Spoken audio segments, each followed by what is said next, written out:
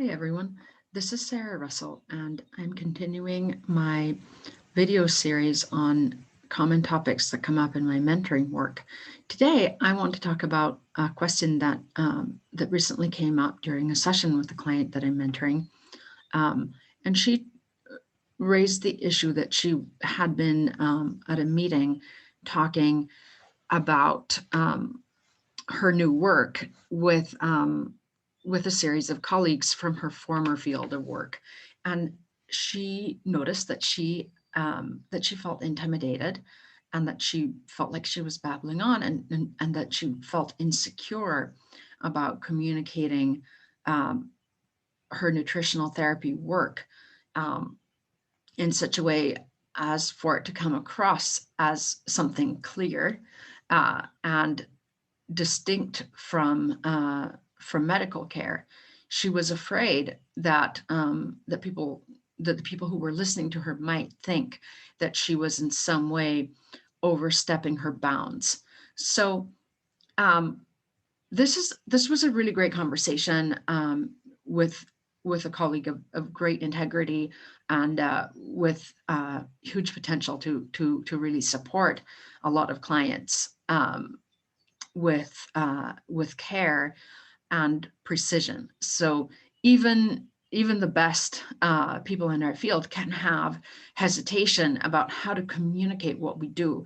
Now, being able to talk about what we do is so important to building a business and to growing a business, because if you're not able to tell people what it is that you do, how are they to know whether that's something that they need or who they can refer to you as you're building and growing your practice? So today I want to talk about a few key points.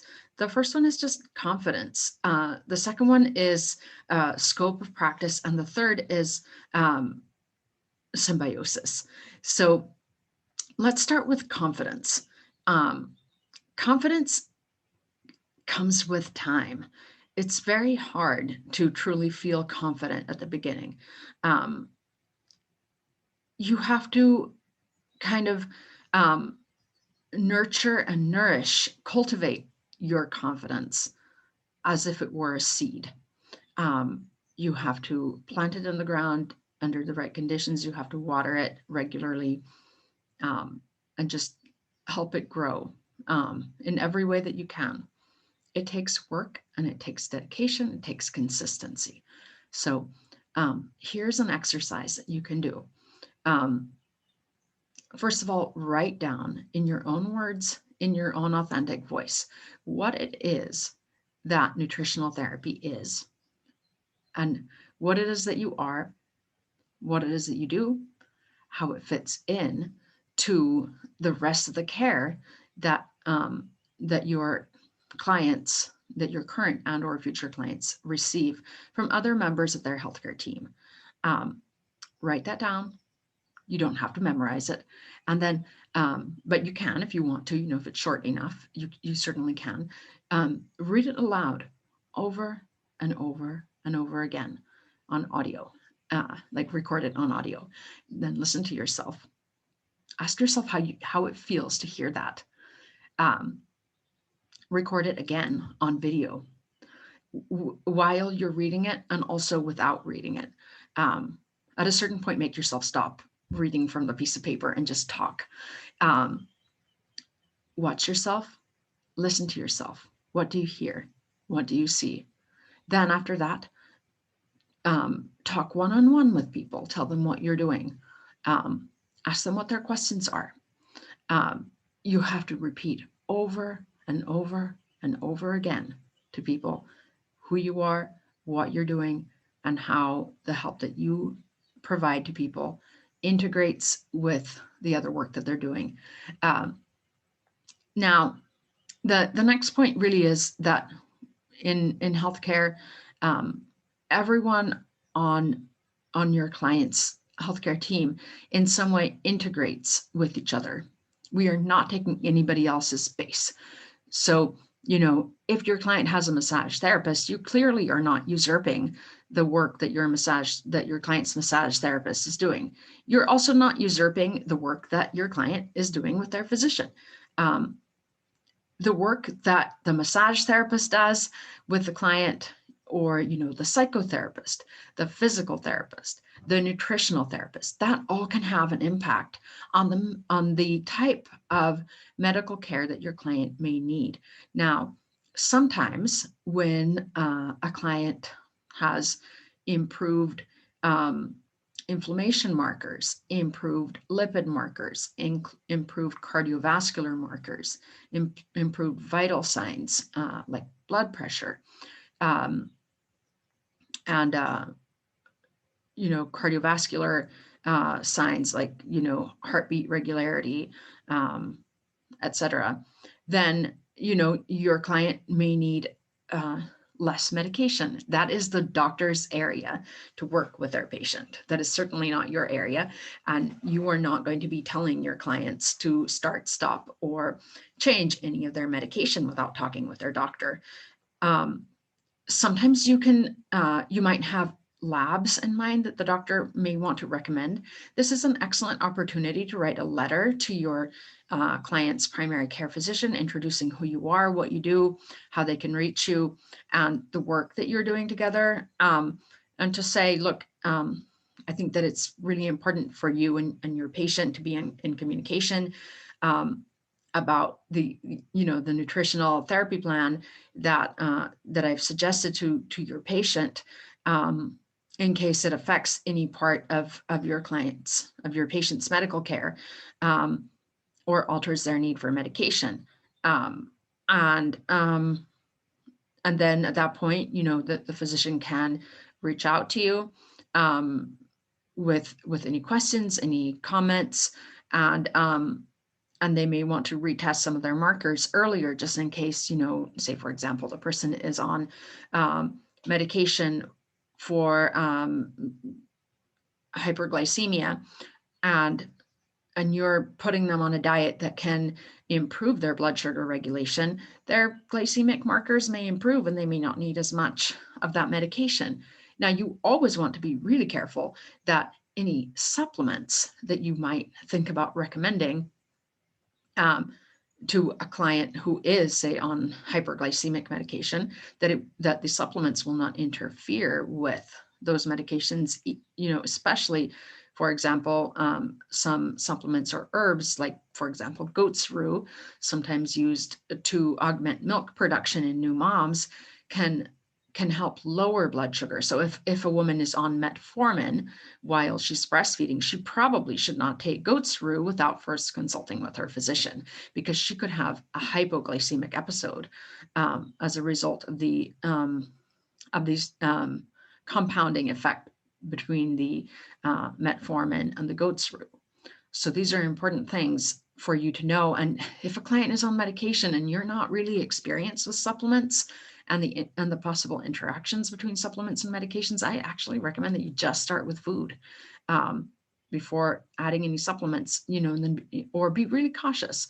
Add supplements that definitely will not interact with the medications, like typically a multivitamin supplement without any herbs, a probiotic, for example, typically vitamin D, unless the person is doing something very specific for their kidneys, their parathyroid gland, or things like that.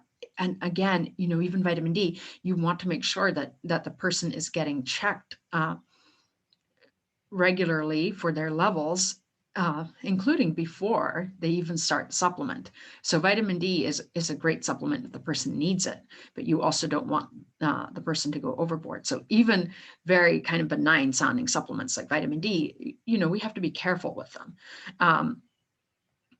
Supplements are generally quite safe, but they can be very powerful.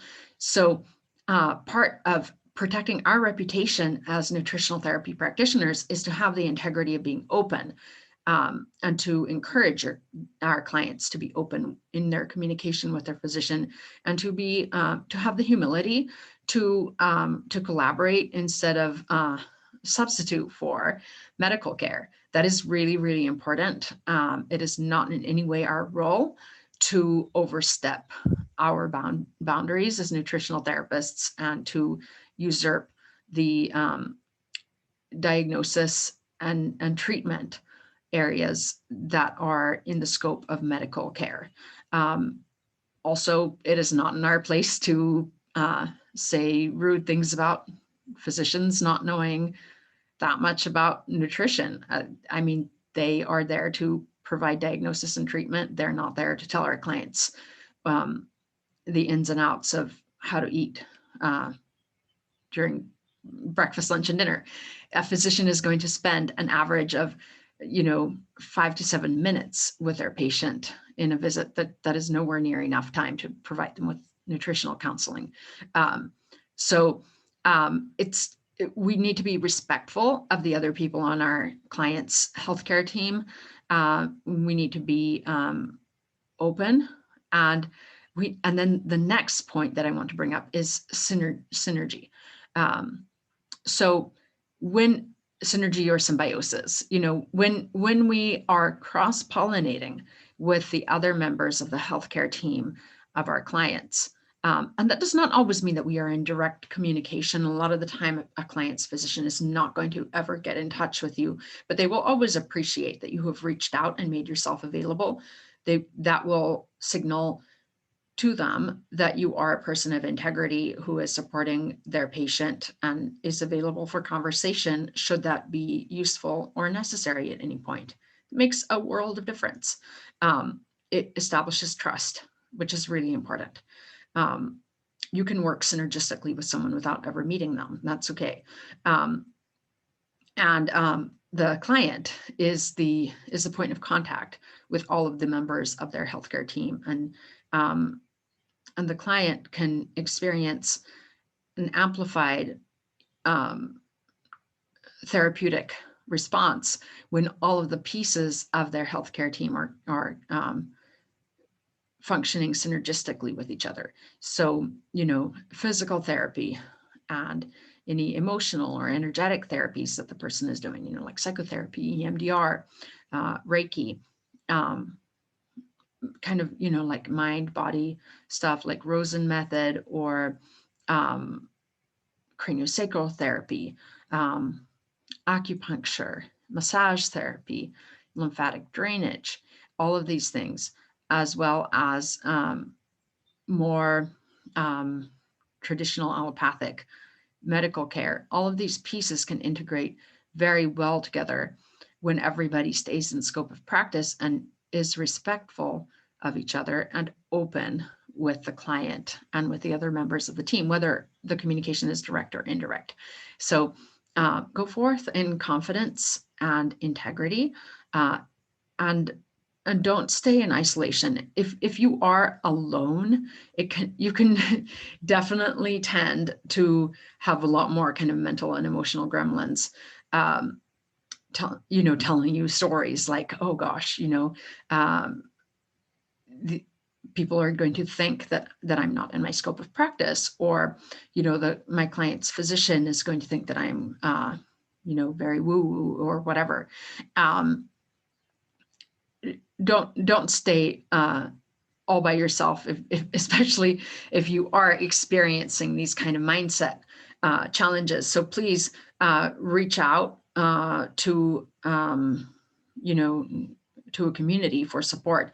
If you're interested in joining one of my mentoring groups, I'm happy to talk to you about what it is that I'm offering right now, and would be happy for you to join.